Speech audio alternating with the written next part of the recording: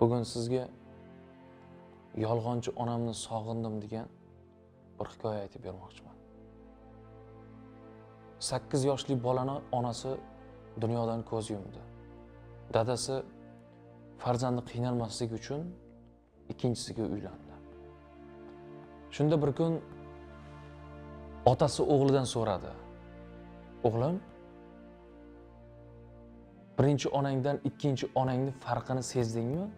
Farqi bormi deb so'radi. Shunda o'g'li aytibdi, "Ha, dada, bor farqi. Birinchi onam yolg'onchi edilar. Aytgan gaplarini ustida turmasdilar. Lekin ikkinchi onam aytgan gaplarini ustida turadilar", dedi. Shunda dadasi taajjublanib, "Nega bunday deyapsan? Qanaqasiga yolg'onchi edi?" deb so'raydi. Shunda o'g'il aytadi, "Agar o'yinni to'xtatmasang, aytganimni qilmasang, asabimni ko'p buzzsang, ovqat bermayman" deb qo'rqitardilar. Lekin ovqat berardilar. Ko'chada o'ynab kech qolib ketsam, meni izlab chiqib, oyoqlari qayerga tortsa, o'sha yoqqa qarab izlab ketardilar. Meni topmagunicha qaytib ketmasdilar.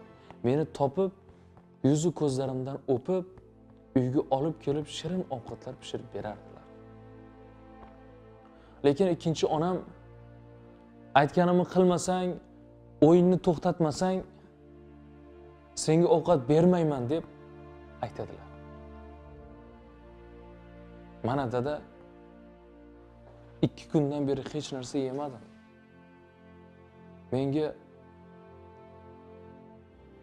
yolg'onchi onamni topib bering. Yolg'onchi onamni juda ham sog'indim, deb yig'lab olgan ekan.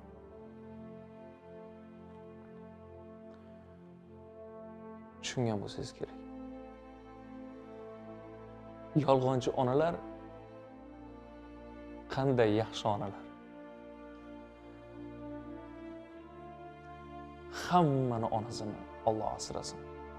Otasini ham asrasin. Ota-onalarimizni o'z panohida asrasin. Hech kim ota-onasi bo'lmasin.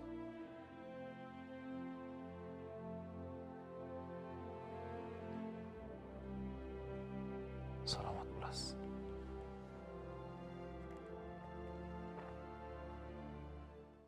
Bo'ldi.